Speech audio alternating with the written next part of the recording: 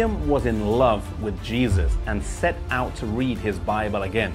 Sitting here in this room and starting in Genesis chapter 1 verse 1, he made his way methodically through the Bible using his Cruden's Concordance. When he came across a word or a verse that he did not understand, he would cross-reference it until he came to a full understanding.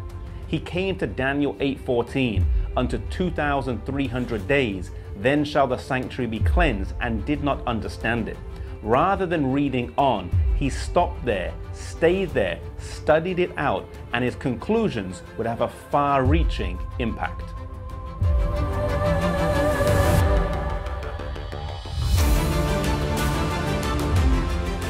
The motivating factor in William's life was not a pursuit of head knowledge, but it was his love of Jesus. It was a deep love and a force that kept him going. As he continued his study of Daniel 8, he came to the conclusion that Jesus would come in about 25 years. As he studied and restudied, he concluded in 1818 that Jesus would come around the year 1843.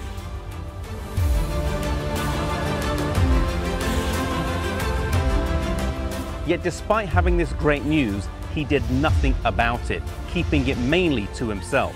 He did tell a few friends, but did nothing publicly. He was worried that he would be made fun of and did not want to leave his hometown to speak. He did write some articles that were published, but as yet he had done no preaching.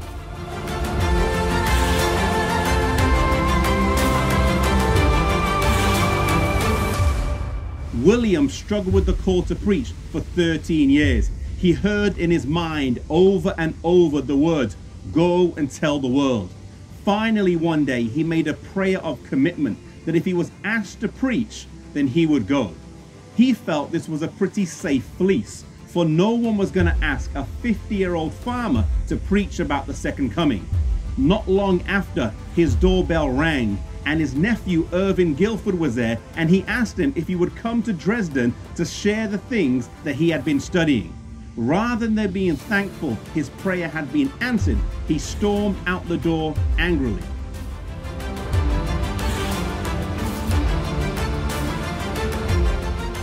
He walked out of his house and came to this maple grove here and paced up and down. His daughter Lucy followed him, and after watching a while, she went back inside and said, "Mommy, something's wrong with Daddy." You see, something was wrong. He was under conviction and could not reason his way out of it. His nephew lived over half an hour away, which meant he left his house before Miller prayed the prayer of commitment, and he could thus see the moving of God in this situation. As the sign says, he went in a farmer and came out a preacher.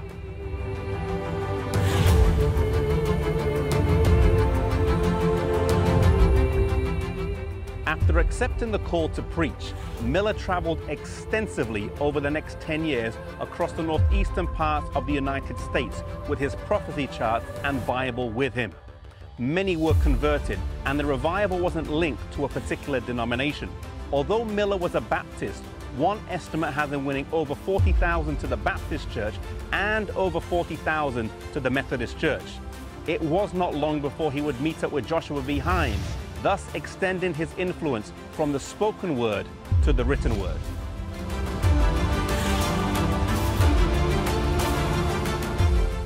Maybe God is calling you to the ministry to preach. Maybe you have been resisting his call like William did for 13 years. I want to assure you that the best place to be is safe in the peace that you are not resisting the Holy Spirit and that you're following God's will for your life. If God is calling you, then step out in faith and let him lead.